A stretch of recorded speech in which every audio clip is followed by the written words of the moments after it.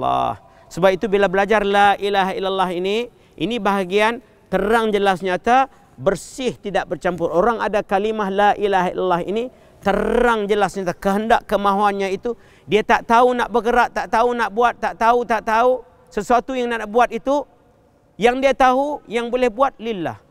Sebab perbahasan dalam 50 kaedah itu, aqaidul iman itu akan menyampaikan akal itu, akan mengajar akal itu ma la yutasawwaru fil aqal adamuhu, ma la yutasawwaru fil aqli wujuduhu, ma yasihu fil aqli wujuduhu wa adamuhu. Kesedaran akal itu terang jelas nyata, sehingga terang pada akal itu cerna pada nakal. Terang akal itu bila bergabung akal dengan nakal, sehingga menewaskan akal itu oleh nakal. Allah, syahrul Ramadan alladzi unzila fihil Quran. Unzila, turunlah itu. Itu baru turun pada kita. Ma'ani itu sudah turun pada kita. Turun pada pandangan setiap saat dan ketika. Turun pada pendengaran pada setiap saat dan ketika.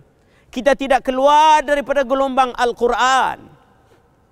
Sebab syahrul Ramadan alladzi unzila fihil Quran. Turunnya Al-Quran itu hudal linnasi wa bayyinatin minal huda wal furqan. Nurul furqan. Sebab itu orang yang ada Al-Quran itu dia memiliki nurul furqan. Nurul furqan yang pertama dan utama itu nurut tauhid. Nur aqidah Ahlussunnah wal Jamaah. Yang mana nur aqidah Ahlussunnah wal Jamaah itu berhubung rapat dengan kehendak kemauan insan itu, dibetulkan kehendaknya dahulu. Yakni betul kehendak itu sehingga pengajian ilmu tauhid itu dia jadi tak tahu nak bergerak, tak tahu nak buat itu, nak buat ini, melainkan dia buat itu lillah. Lillah. Sebab akalnya akan berkata, betapa engkau nak buat itu, boleh engkau bergerak, bolehkah tak boleh ada sesuatu gerak yang berlaku gerak itu terlepas daripada gerakan itu qudratullah. Boleh? Boleh tak boleh? Tak ada. Itu mustahil pada akal. Ini min babil mustahil. Mustahil itu maknanya barang tidak dapat diterima oleh akal itu. Ma la yutasawwaru fil aqli wujud. Ma la yutasawwaru fil aqli adamuhu.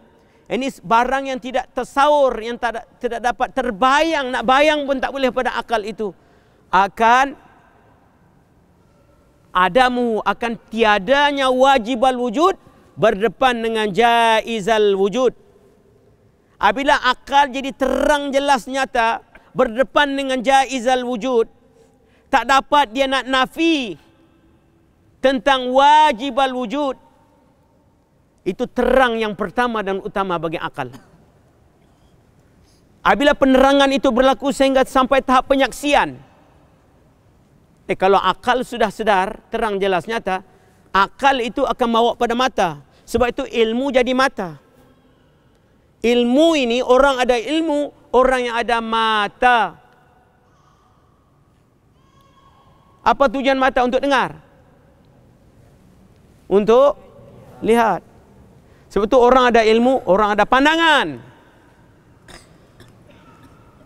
Orang ada ilmu ini orang yang ada pandangan. Pandangannya tembus. Basiratun nafizatun. Pandangan yang tembus. Pandangan yang tembus itu maknanya pandangan yang sampai kepada usul asal, itu tembuslah. Pandangan apabila dia pandang benda yang zahir yang nampak ini tercerna yang tak nampak, usul asal yang mencipta itu tembuslah. Itu yang pertama dan utama kalau kita nak menundukkan nafsu. Sebab nafsu ini dia akan jadi jinak, dia akan jadi mudah apabila kita lazimkan mulazamah dan istiqamah dengan hadir, ingat, tumpu. Zikir, apa makna zikir? Zikir itu lihat yang nampak ini terus berhubung dengan yang tak nampak. Itu zikir. Zikir ini sebutan la ilaha illallah. La ilaha illallah itu sebutan zikir. Sebutan zikir yang mercik keluar daripada hati yang sedar. Hati yang sedar, hal yang sedar itu yang terbit daripada ilmu yang menyebabkan hati itu sedar. Ilmu yang sedar, ilmu yang menyebabkan hati sedar itu terbit daripada fikir yang dipikirkan itu. Jadi fikir menghasilkan ilmu, ilmu menghasilkan hal, hal menghasilkan perbuatan. Fikir, rasa, semua itu kan dia berhubung antara fikir dan zikir, ilmu dan zikir. Dia tidak boleh bercerai. Jangan kita ingat, oh itu fikirlah, itu fikirlah. Saya orang zikirlah.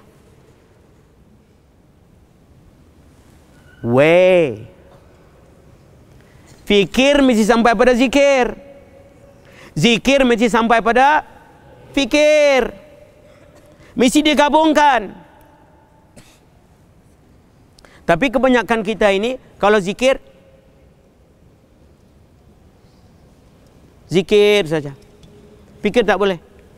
Kalau fikir pula, fikir. Zikir pula mati.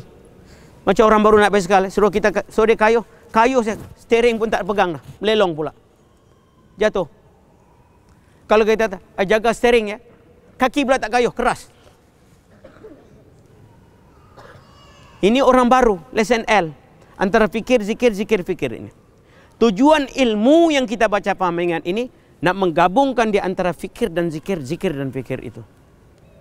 Antara akal dan nakal, nakal dan akal itu bila bergabung keduanya itu, maka disitulah akan bangkit kecemerlangan insan.